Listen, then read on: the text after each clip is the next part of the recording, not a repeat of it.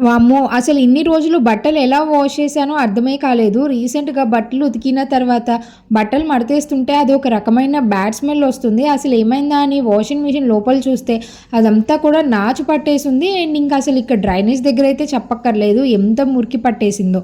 ఇంక అందుకే నేను క్లీన్ నెస్ట్ వాళ్ళ దగ్గర నుంచి ఇట్లా వాషింగ్ మిషన్ క్లీనర్‌నయితే తీసుకున్నాను. ఇది మనకి పౌడర్ రూపంలో వస్తుంది. ఇట్లాగా ఒక ప్యాకెట్ మొత్తం వాషింగ్ మిషన్‌లో వేసేసి మనము టబ్ క్లీన్ ఆప్షన్‌లో పెట్టాము అంటే అది చక్కగా క్లీన్ చేస్తుంది. మనకి ఒక్క ప్యాక్‌లో 3 ప్యాకెట్స్ వస్తాయి. 3 మంత్స్‌కి ఒకటి యూజ్ చేసినా కానీ మనకి 1 ఇయర్ దాకా ఈజీగా సరిపోతుందనమాట.